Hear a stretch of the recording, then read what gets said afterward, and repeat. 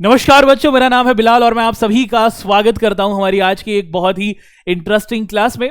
कक्षा 9th के अपने प्यारे बच्चों के साथ बात करते हुए दोस्तों मैं आप सभी के सामने पेश करने जा रहा हूं हमारा एक और बड़ा ही इंटरेस्टिंग सा अध्याय, जिसको हम लोग अपनी पिछली 2 लेक्चर्स में आप सभी के साथ डिस्कस कर चुके हैं। हमारी आज की इस सेशन में, हमारी आज की इस क्लास में हम लोग इस चैप्टर की जो बची हुई कहानी है दोस्तों उसको कंप्लीट करते चलेंगे और इस चैप्टर को खत्म कर देंगे, फिनिश कर देंगे, समाप्त कर देंगे। चलिए स्टार्ट करते हैं दोस्तों। तो जैसे कि आप सभी लोग देख पा रहे हैं दोस्तों कि ये है हमारा उदय बैच और इस उदय बैच के अंतर्गत हम लोग आप सभी के सामने आप देखते हैं कि दोस्तों ये जो लोकतांत्रिक अधिकार वाला चैप्टर है ना, इससे संबंधित अपना एक और लेक्चर आ गए हैं लेकर। हमारी आज की इस क्लास में दोस्तों हम लोग आप सभी के समक्ष आप देखते हैं कि ये चैप्टर रखेंगे जिसका नाम है लोकतांत्रिक अधिकार। और ये आपको कहां पर देखने को मिलता है?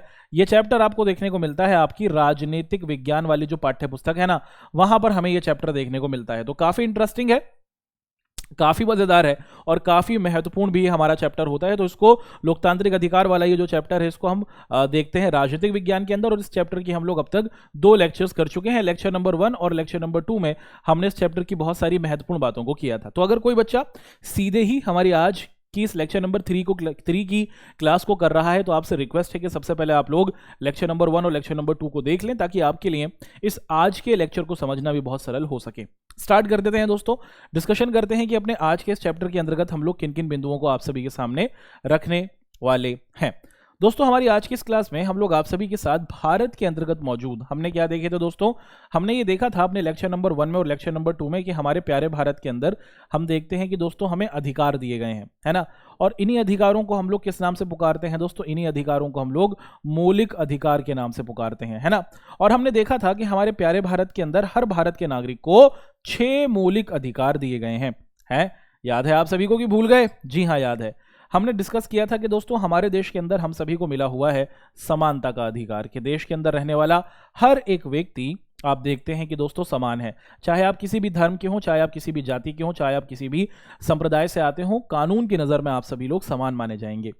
उसी के साथ दोस्तों हमें दिखता है स्वतंत्रता का अधिकार। आप भारत में जन्म लेते हैं तो भारत में जन्म लेने के बाद आपको मिलती है आज़ादी, अर्थात आप कहीं भी आ जा सकते हैं भारत में। आप किसी भी तरीके का कोई भी आप देखते हैं कि काम अपना सकते हैं, आप सरकार की आलोचना कर सकते हैं, आप लोगों के साथ मिलकर किसी भी तरीके के समूह या फिर संघ को बना सकते हैं, शांतिपूर्ण तरीके से प्रदर्शन कर सकते हैं, सरकार आपको पूरी आज्ञा देगी।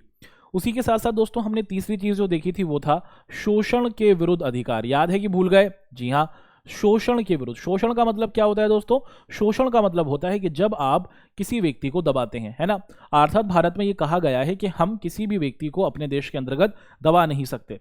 जैसे भारत के अंदर आप देखते हैं कि जो मानव तस्करी होती है, कि लोग ही लोगों को बेचते हैं, खरीदते हैं, मनुष्य ही मनुष्य को खरीदता बेचता है, ये प्रथा भारत में बंद है। उसी के साथ साथ आप देखते हैं कि जो बंधुआ मजदूरी होती है, कि आप किसी से जबरदस्ती मजदूरी कराते हैं, इसको भी भारत के अंदर पूरे तौर पर प्रतिबंधित किया गया है। तीसरा बिंदु है दोस्तों कि भारत के अंतर्गत 14 साल से छोटी आयु के बच्चों को आप किसी भी जो हजार्डस काम होता है, हजार्डस का मतलब जो खतरनाक कार्य होते हैं, उनमें लगा नहीं सकते हैं। और भारत के अंदर किसी का भी शोषण नहीं किया जाएगा, इस तरीके की बात आप देखते हैं।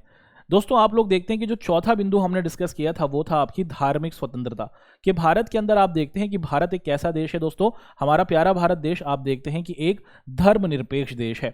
और अगर मैं आपसे पूछूं कि धर्मनिरपेक्ष का मतलब क्या होता है, तो आप सभी लोग जल्दी से बता देंगे कि धर्मनिरपेक्ष का मतलब होता है कि एक ऐसा देश जहां पर सभी धर्मों को आप लोग क्या देखते हैं दोस्तों? समान माना जाता है, और उसी के साथ साथ सभी धर्मों का आप लोग देखते हैं कि सम्मान भी किया जाता है। तो भारत दुनिया का एक ऐसा देश है जहां पर हम लोग सभी धर्मों का सम्मान करते हैं और सभी धर्मों को समान मानते हैं। और भारत के अंतर्गत हमारे देश की सरकार किसी भी व्यक्ति के धार्मिक मामलों में हस्तक्षेप नहीं करेगी। यह अधिकार आपको ये गारंटी देता है कि आप देश के अंतर्गत अपने धर्म का प्रचार प्रसार कर सकते हैं। यह अधिकार आपको यह भी गारंटी देता है कि अगर आप भगवान में विश्वास करते हैं तो आप या फिर आप ईश्वर में विश्वास करते हैं, अल्लाह में विश्वास करते हैं, जिस भी आप धर्म को मानते हैं, सरकार आपके उस धर्म को लेकर आपके साथ कोई भेदभाव नहीं करेगी। या फिर आप भगवान में नहीं मानते, आप नास्तिक हैं, तब भी आपको ये अधिकार दिया जाता है कि आप ईश्वर में माने या नहीं माने। और उसी के साथ साथ आपको अगर लगे कि आप बड़े होकर धर्म को परिवर्तित करना चाहते हैं तो ये भी अधिकार आपको भारत का ये कानून देता है। इसी के साथ दोस्तों जो एक और हमारा अधिकार है जिसको हम लोग किस नाम से पुकारते हैं, जिसको कहा जाता है ना, आप देखते हैं दोस्तों कि सांस्कृतिक, है ना, हमारा जो सांस्कृतिक अधिकार है, इसके अंतर्गत हम लोग देखते हैं कि दोस्तों कि अगर आप अपनी संस्कृति से संबंधित कोई शैक्षिक संस्थान बनाना चाहते हैं, है ना, शैक्षिक संस्थान का मतलब क्या है कि अगर आप लोग मान लीजिए कि संस्कृत भाषा से संबंधित संस्कृत भाषा की जो संस्कृति है उसको आगे बढ़ाना चाहते हैं, या फिर आप देखते हैं कि किसी एक भाषा विशेष के जो लोग हैं, जैसे तमिल भाषा के जो लोग हैं, अगर वो अपनी संस्कृति से संबंधित किसी संस्थान को बनाना चाहते हैं, अपने कॉलेज यूनिवर्सिटी बनाना चाहते हैं, तो बना सकते हैं। सरकार उनका पूरा समर्थन करेगी और उनमें किसी भी प्रकार की रोक टोक नहीं होगी। तो मुख्य तौर पर ये हमारे 5 मौलिक अधिकार थे जिनको हमने डिस्कस किया था। हमारी आज की इस क्लास में दोस्तों हम लोग इसके बारे में डिस्कशन करेंगे, वो है संवैधानिक उपचारों का अधिकार, जिसे संविधान का छठा अधिकार भी कहा जाता है। और धीरे धीरे ना हम लोगों ने क्या किया दोस्तों, अधिकारों की और जो ज़रूरत है उसको बढ़ाया। हमारे पास और भी नए तरीके के अधिकार आए हैं, उनको भी हम लोग डिस्कस करेंगे। तो स्टार्ट करते हैं। यहाँ पर हम लोग समझने की कोशिश कर रहे हैं कि भारत के मौलिक अधिकारों का जो सबसे आखिरी अधिकार है जिसे कहा जाता है संवैधानिक उपचारों का अधिकार। अब दोस्तों जैसे कि आप सभी को पता है कि हमारे देश के अंतर्गत जो रहने वाला हर एक व्यक्ति है, चाहे वो किसी भी भाषा से हो, चाहे वो किसी भी धर्म से आता हो, चाहे वो किसी भी जाति से आता हो, अगर आपके साथ कोई भी आप देखते हैं कि आपका मौलिक अधिकार छीन लिया गया हो, तो मैं कहां पर जाकर अपने मौलिक अधिकारों के लिए न्याय मांगूंगा, मुझे कौन न्याय देगा, ये सवाल आपके दिमाग में आएगा। दोस्तों अगर आप लोग देखते हैं कि अगर आप भारत के नागरिक हैं और आपके साथ आपके किसी भी मौलिक अधिकार का हनन हुआ है, आप पीड़ित हैं, आपको जो आपका मौलिक अधिकार मिलना चाहिए था वो मौलिक अधिकार नहीं मिला, तो इस स्थिति में आप क्या करेंगे दोस्तों, इस स्थिति में आप भारत के सबसे बड़ा जो कोर्ट है जिसे हम लोग सर्वोच्च न्यायालय कहते हैं उसमें जाएंगे और उसके अंतर्गत आप लोग देखते हैं दोस्तों कि आपका जो सर्वोच्च न्यायालय होगा वो आपकी मदद करेगा।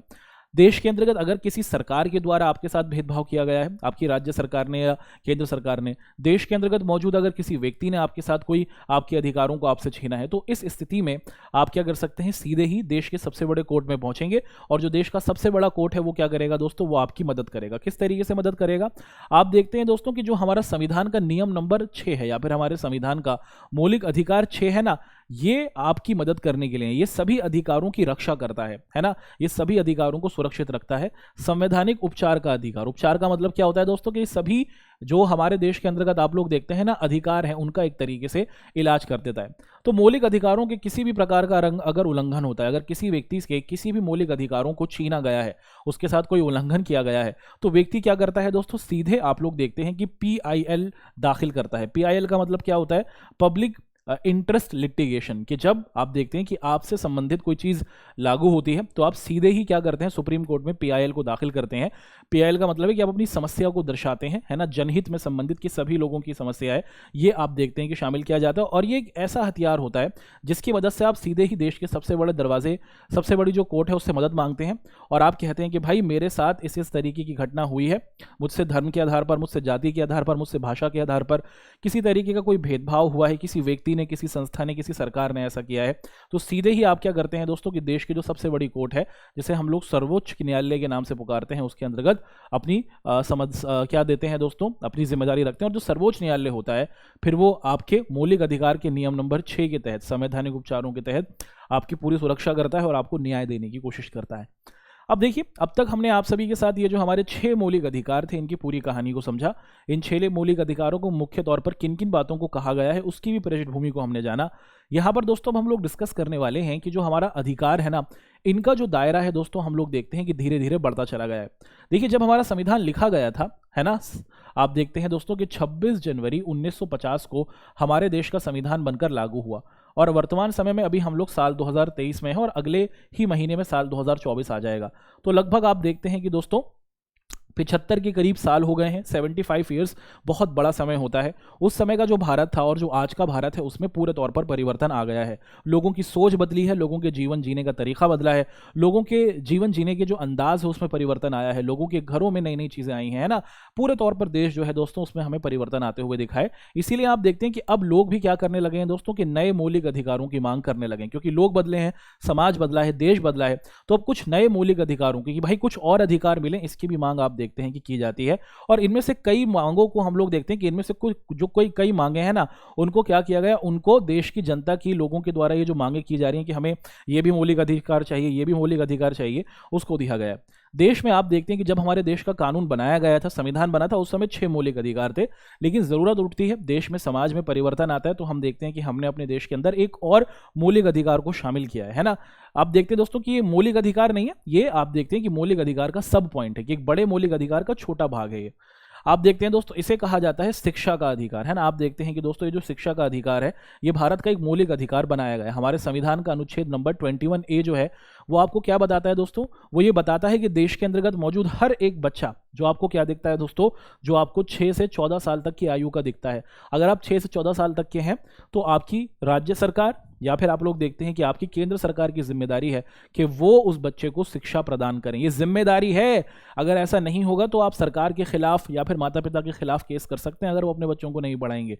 तो ये शिक्षा का अधिकार हमारे संविधान के नियम नंबर 21A के तहत आप देखते हैं कि हमको दिया गया, और ये वर्तमान में आप देखते हैं कि एक कानून बन चुका है जिसके तहत भारत में शिक्षा का जो स्तर है इसको बेहतर करने की कोशिश की गई।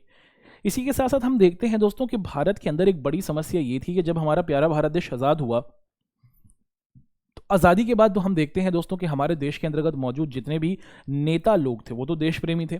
उसी के साथ साथ देश के अंदर हम लोग देखते हैं कि दोस्तों देश को चलाने के लिए हमें सरकारी अधिकारियों की भी ज़रूरत हुई।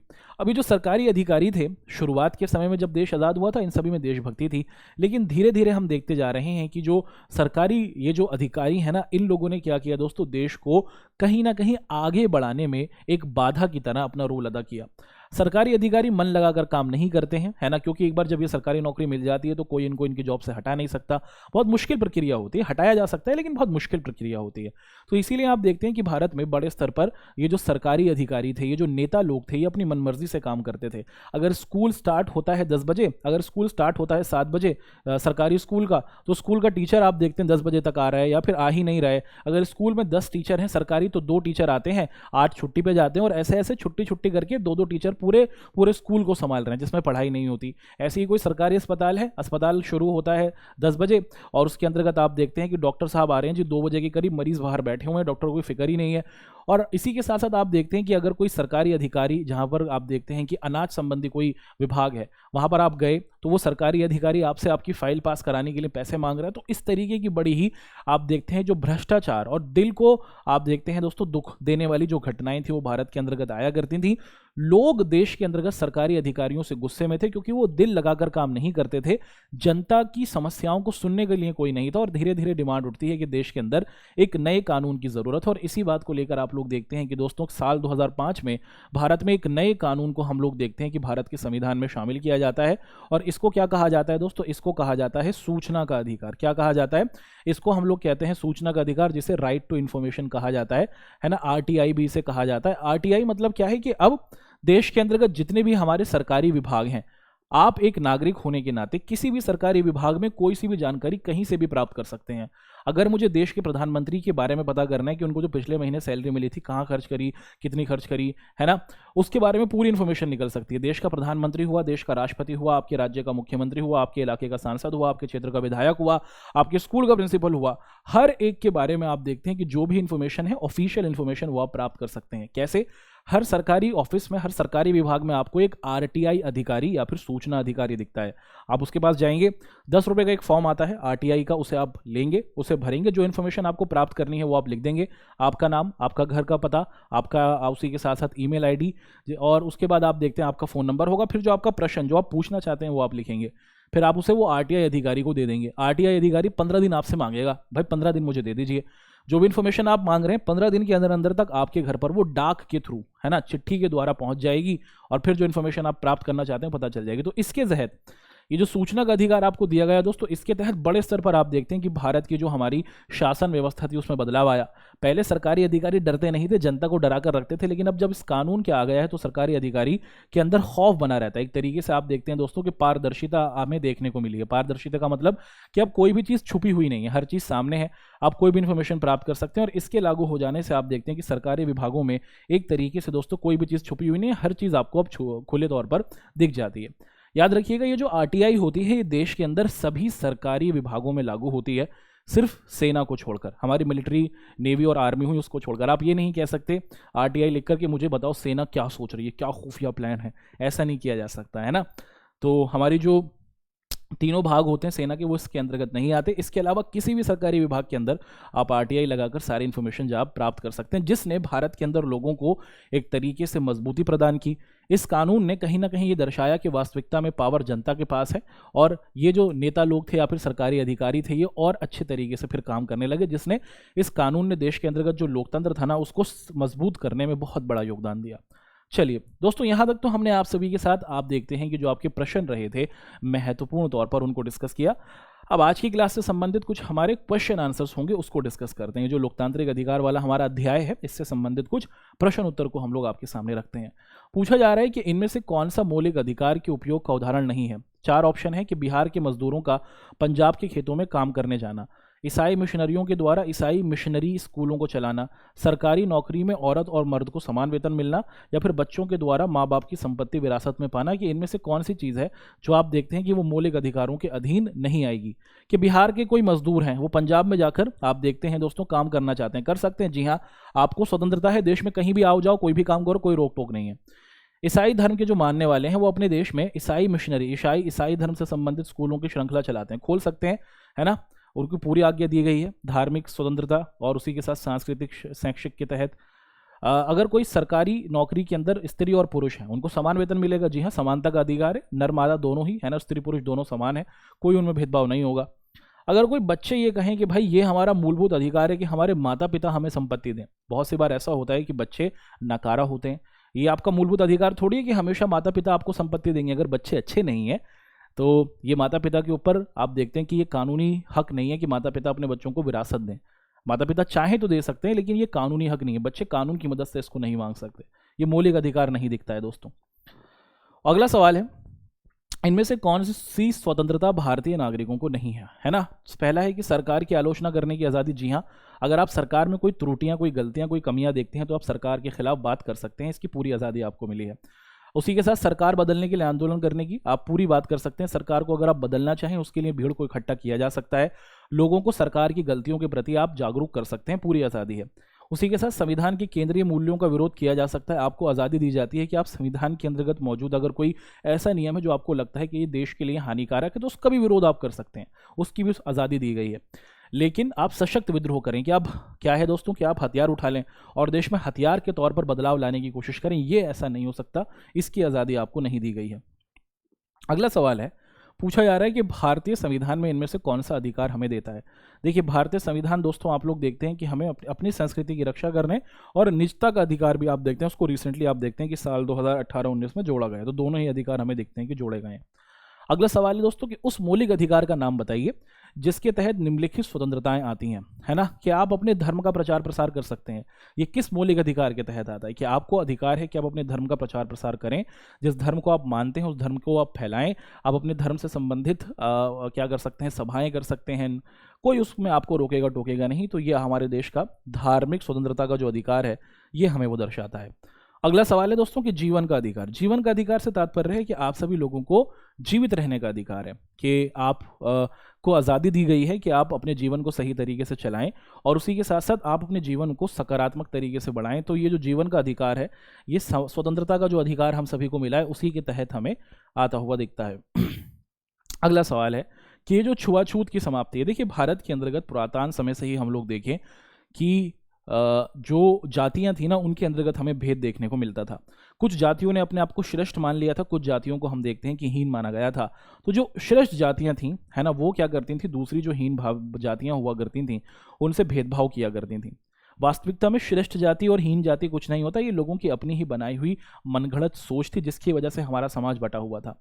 अब इसी वजह से जो ये कुछ छोटी जाति के लोग थे, अगर ये ऊंची जाति के लोगों को छू भी देते थे तो ऊंची जाति के लोग मानते थे कि हम अपवित्र हो गए, तुमने हमें अशुद्ध कर दिया।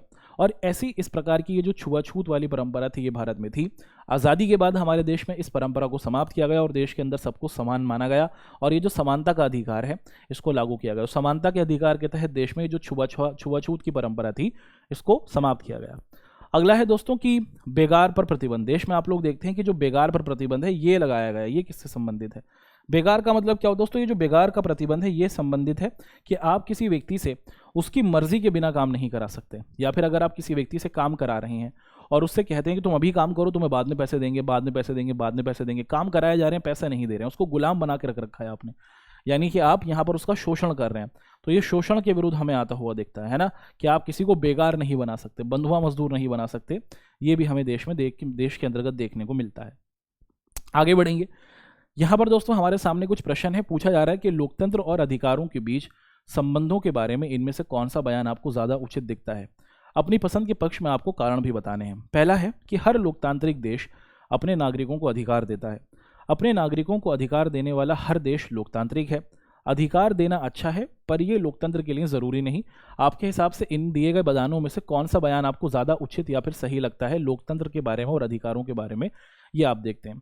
देखो दोस्तों, इनमें से जो पहला बयान है ना, कि हर लोकतांत्रिक देश में नागरिकों को अधिकार दिए जाते हैं, ये बिल्कुल सही बात है। क्योंकि कई ऐसे देश हैं जहां पर नागरिकों को कुछ अधिकार मिले होते हैं लेकिन वहां पर लोकतंत्र नहीं होता। जैसे अगर आप सऊदी अरेबिया में देखें, वहां के नागरिकों को कुछ अधिकार हैं लेकिन वहां पर लोकतंत्र हमें देखने को नहीं मिलता। दूसरा कथन तो दोस्तों आप पूरे तौर पर आप देखते हैं कि गलत है, कि ऐसा हो सकता है कि दुनिया में कुछ देश हों जहां नागरिकों को अधिकार मिले, लेकिन वो इस शर्त पे हम उसे लोकतांत्रिक कहें, ऐसा होता हुआ हमें नहीं दिखता। उसी के साथ जो तीसरा कथन है वो इसलिए गलत है क्योंकि मौलिक अधिकार देना लोकतंत्र के मूल मंत्र में है ना। और आप देखते हैं दोस्तों कि लोकतंत्र के अंदर हम लोग देखते हैं कि मौलिक अधिकारों के बगैर लोकतंत्र का कोई मतलब हो ही नहीं सकता। अगर कोई ऐसा देश है जो ये कहे कि भाई हमारे यहाँ लोकतंत्र तो है लेकिन हम ना अपने नागरिकों को अधिकार नहीं देते, बस जो सरकार है वही चलाती है शासन को, नागरिकों की नहीं सुनती, जनता की नहीं सुनी जाती, एक बार जो सरकार चुन ली गई वही देश को चलाती है, क्या उसे लोकतंत्र कहेंगे? नहीं। लोकतंत्र में असली पावर जनता के पास, और जनता के पास पावर अधिकारों के तहत आती है। इसलिए कथन नंबर 3 भी गलत है, सिर्फ कथन नंबर 1 ही है जो बिल्कुल सही परिभाषा दे रहा है। अगला सवाल है दोस्तों कि स्थानीय लोगों के हितों की रक्षा के लिए कुछ इलाकों में बाहरी लोगों की संपत्ति खरीदने की अनुमति नहीं है। आपके हिसाब से ये सही है? देखिए, भारत में आप कहीं पर भी रह सकते हैं, बस सकते हैं, कहीं पर भी आप अपना घर बना सकते हैं, लेकिन भारत के संविधान में कुछ इलाके जो हैं उनको विशेष राज्य का दर्जा दिया गया है। जैसे साल 2019 से पहले तक जम्मू कश्मीर में आप क्या है दोस्तों अपने प्रॉपर्टी को नहीं खरीद सकते थे। अगर मैं पंजाब से हूँ, जम्मू कश्मीर में ज़मीन खरीदना चाहूँ तो नहीं खरीद सकता था, घूमने जा सकता था। लेकिन उसी के साथ साथ भारत के अंदर कुछ जो हमारे पहाड़ी इलाके हैं या फिर जो पूर्वांचल के इलाके हैं, वहाँ पर उन इलाकों की संस्कृति को बचाने के लिए कि बाहर के लोग आकर इनकी संस्कृति को दूषित ना कर दें, अब वहाँ पर क्या किया गया दोस्तों कि उन इलाकों में आप ज़मीन को नहीं खरीद सकते। तो उन राज्यों को हम विशेष राज्य के दर्जे के तौर पर पुकारते हैं। जैसे हमारा आप देखते हैं कि हिमाचल क्षेत्र हुआ, उसी के साथ साथ आप लोग देखते हैं दोस्तों कि हमारे पूर्वांचल के राज्य हुए, है ना, पूर्वोत्तर के जो राज्य हुए, वहाँ पर हमें इस तरीके से ही चीज़ें देखने को मिलती हैं। अगला सवाल है कि शासक दल को अपने चुनाव में नुकसान पहुंचा सकने वाली किताब पर सरकार प्रतिबंध लगाती है। मान लीजिए कि किसी देश के अंदर अभी कोई अभी एक सरकार मौजूद है और उस सरकार की जो गलतियां हैं उससे संबंधित कोई किताब है। अब सरकार उस किताब पर प्रतिबंध लगाना चाह रही है, क्या उसको लगाना चाहिए? दोस्तों अगर हम लोग देखें तो ये प्रतिबंध लगाना बिल्कुल भी उचित नहीं है, क्योंकि सरकार की गलतियों को क्या है दोस्तों, सरकार की गलतियों को बताना या फिर सरकार की गलतियों के बारे में जानना हर नागरिक का अधिकार है ना, हर नागरिक का अधिकार है। तो अगर ऐसा किया जाएगा तो ये लोकतंत्र के लिए सही नहीं होगा। चलिए आगे बढ़ते हैं।